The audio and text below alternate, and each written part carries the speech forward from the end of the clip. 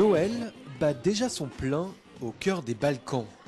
En 6 ans, le marché de la vente Zagreb est devenu un événement phare dans la vie de la capitale croate. Concerts, patinoires, saucisses grillées et vins chauds attirent des dizaines de milliers de touristes venus spécialement pour l'occasion. J'apprécie vraiment cette période de fête à Zagreb, c'est très beau, on sent vraiment partout l'atmosphère de Noël. Tout le monde a l'air vraiment heureux dans la rue, je crois que c'est le plus important. La Croatie, avec ses 4 millions d'habitants majoritairement catholiques, peine à sortir de plusieurs années de récession. La côte adriatique offrait déjà au pays une importante source de revenus grâce au tourisme estival. Noël est en train de devenir l'autre argument de charme du pays. Le marché de l'Avent de Zagreb a été distingué comme le meilleur en Europe par une grande agence de tourisme européenne, devant ses prestigieux concurrents de Vienne ou Prague. Je pense que les gens passent un meilleur moment ici, parce qu'il y a moins de monde. Pour les gens qui aiment explorer, on peut facilement se déplacer ici, beaucoup plus que dans d'autres pays. La Croatie est un petit pays, on est indépendant depuis 20 ans maintenant, on se développe encore et je crois que l'on a beaucoup à offrir. L'Office de tourisme de Zagreb propose des visites interactives du marché sur smartphone et des offres promotionnelles pour des week-ends tout inclus. La fréquentation l'année dernière a bondi grâce à l'arrivée de visiteurs venus notamment d'Asie et des États-Unis, soit 20% de touristes en plus pour la période des fêtes. On espère atteindre au moins ces chiffres, mais je suis sûr que l'on va faire bien mieux, grâce notamment à la publicité que l'on a faite. Le travail de coopération et l'expérience menée avec les agences de voyage à l'étranger nous laissent penser que cela va bien marcher. Signe de l'attrait touristique croissant de la ville, l'hôtellerie connaît une progression fulgurante. À Zagreb, le nombre d'hôtels est passé de seulement 5 en 2006 à 43 aujourd'hui.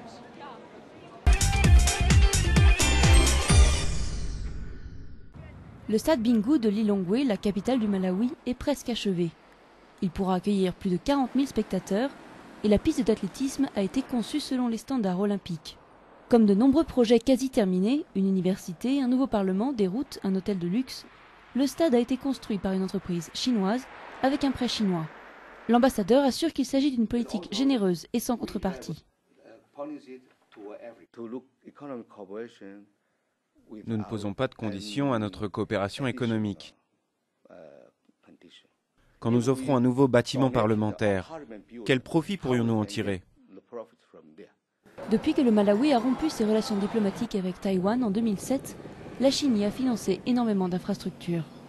Rien qu'au mois d'octobre, Pékin a injecté 1,5 milliard de dollars dans l'économie malawite. Mais la majorité des investissements restent des prêts que le Malawi aura du mal à rembourser d'après certaines ONG. Rien n'est gratuit. Je suis sûr que nos collègues chinois ont fait leurs calculs et qu'ils tirent des bénéfices de tous les pays où ils vont. En Afrique aussi, ils savent ce qu'ils veulent. Il y a un énorme marché pour leurs produits sur le continent. Il y a un énorme potentiel pour développer leur économie. Les entreprises chinoises qui construisent des infrastructures emploient majoritairement la main-d'œuvre locale, comme Evans, qui a travaillé pendant 2 ans sur le chantier du stade.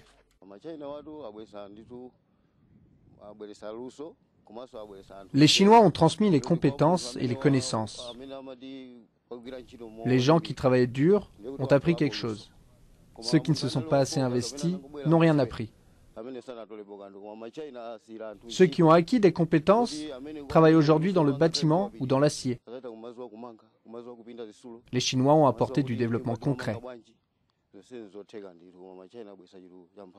Evans a lui préféré faire le pari du commerce. Aujourd'hui, il compte sur les 1200 ouvriers du chantier et demain sur les supporters. Le gouvernement malawite aura lui 20 ans pour rembourser à la Chine les 90 millions de dollars prêtés pour cet immense stade.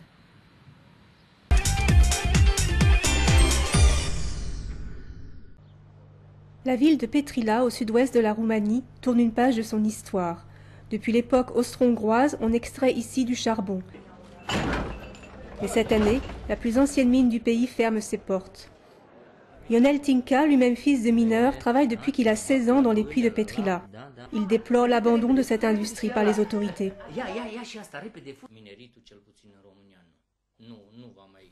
L'avenir du secteur minier en Roumanie est malheureusement sombre. Cela me fait mal, car c'est le métier que j'ai choisi et que j'ai aimé. J'ai vécu de cette profession.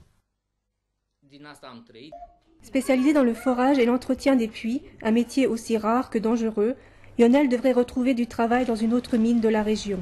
Une mine condamnée elle aussi à fermer dans 2 ans. La majorité de ses 300 collègues partiront quant à eux à la retraite ou seront licenciés.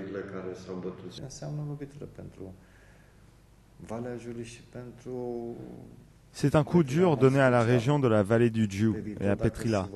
Avec la fermeture des mines, la population va continuer à baisser. Ce sera de plus en plus dur de vivre ici, car toutes les autres activités dépendent du secteur minier. Depuis les années 90, l'industrie minière roumaine vit sous perfusion.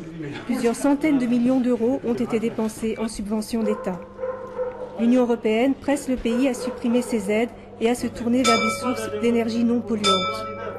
Pour contribuer à la lutte contre les réchauffements climatiques, la Roumanie s'est engagée à augmenter l'utilisation des énergies renouvelables pour atteindre presque 1/4 de sa consommation d'ici 2020. Pour sauver Petrila, l'artiste Ion Barbu défend la conservation par la culture. Il a appelé le gouvernement à préserver certains locaux de la mine pour y faire des musées.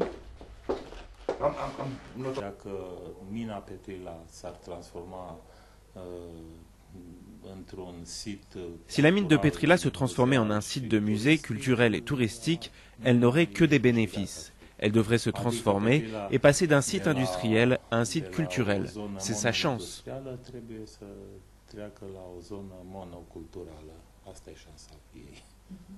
Il ne restera pourtant que peu de traces de l'ancienne mine, de ses bâtiments et de ses chariots.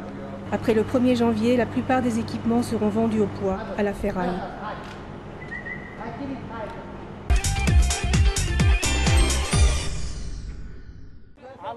La Somalie est l'un des pays les plus pauvres du monde et pourtant le recours au paiement via un téléphone portable y est très courant. Que ce soit pour acheter des vêtements ou simplement payer une tasse de café, aujourd'hui 1/3 des Somaliens utilisent leur mobile pour régler leurs achats.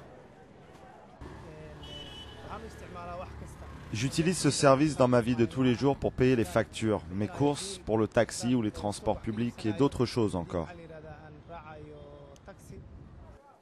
Les transferts d'argent sur mobile fonctionnent avec les dollars américains, une devise que les Somaliens utilisent déjà depuis longtemps, notamment pour le versement des salaires.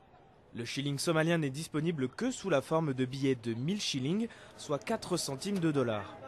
Aucune autre unité monétaire n'existe et la valeur de la monnaie nationale continue de chuter. Les Somaliens n'ont pas d'autre choix que d'utiliser des devises alternatives.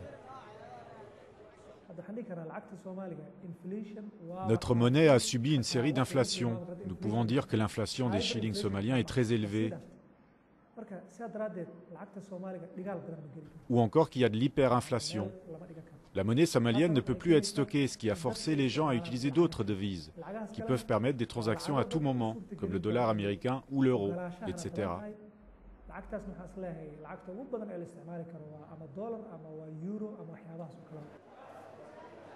Mais face aux difficultés financières, les Somaliens ont innové.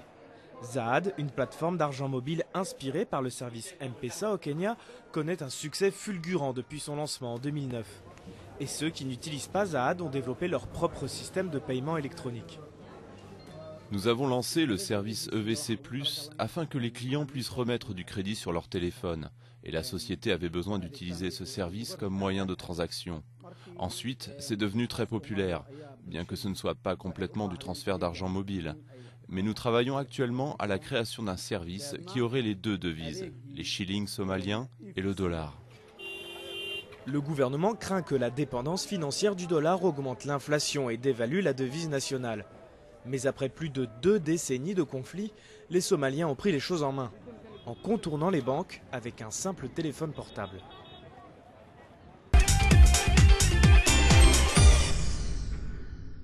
Après la première lettre de politique sectorielle de la microfinance 2005-2013 qui a enregistré de bonnes performances grâce à l'accroissement du niveau d'accès des populations aux services financiers de 6 à 14%, cette nouvelle politique sectorielle de la microfinance 2016-2022 ambitionne de relever les défis de faire de l'inclusion financière une réalité au Sénégal. Fortement articulée aux directives de 2009 de l'UEMOA relatives au cadre harmonisé de gestion des finances publiques, la nouvelle lettre de politique sectorielle répond également aux objectifs de développement du gouvernement sénégalais.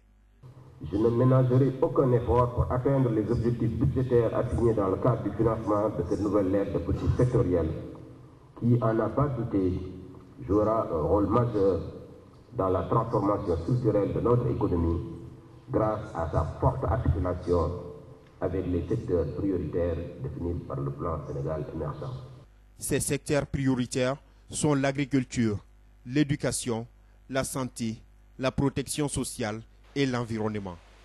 Le budget global de cette politique de microfinance est de 100 milliards 479 millions 500 000 francs CFA.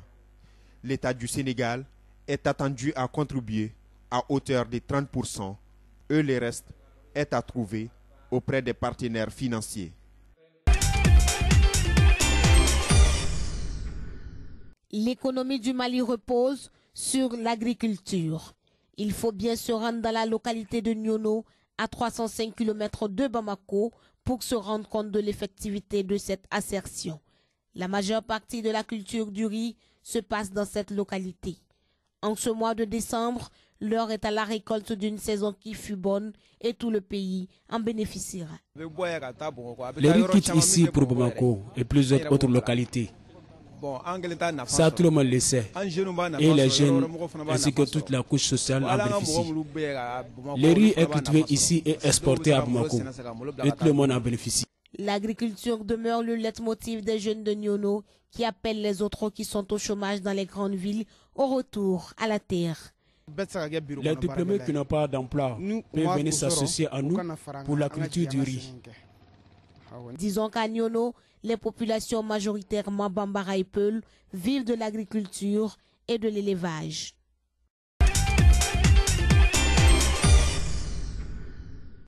Le document de la nouvelle politique agricole togolaise de 2015 à 2030 est soumis à tous les acteurs du monde agricole pour un amendement. Le ministre de l'Agriculture définit l'objectif de cette initiative. C'est un document qui a été élaboré avec un apport venant de tous les acteurs. Et il a reçu l'aval du Conseil des ministres. Maintenant, on le soumet à l'appréciation des acteurs pour qu'ils aident le département à asseoir un plan stratégique par filière à partir de janvier 2016. Le nouveau plan stratégique agricole 2016-2030 apportera des appuis techniques et financiers aux 3 grandes catégories de producteurs nationaux. Nous avons la petite paysannerie qui ont des exploitations de 0,5 à 1 hectare qui ont une base financière très faible. Pour cette frange de la population, il sera question de poursuivre des subventions ciblées. Maintenant, un peu plus haut, nous avons des promoteurs qui ont été soutenus par le gouvernement togolais dans leurs activités pour créer en divers points du territoire soit les petites et moyennes entreprises, soit des petites et moyennes industries. La 3e catégorie, c'est les gros promoteurs de projets innovants sur base d'installation des industries. Pendant 2 jours, les contributions des professionnels du secteur agricole au Togo doivent permettre à leur ministère de tutelle d'avoir un plan stratégique qui doit contribuer à la croissance de l'économie et à la création des emplois. Rappelons que 40% des produits intérieurs bruts du Togo proviennent du secteur agricole, un monde qui emploie environ 70% de la population active selon le ministre de l'Agriculture.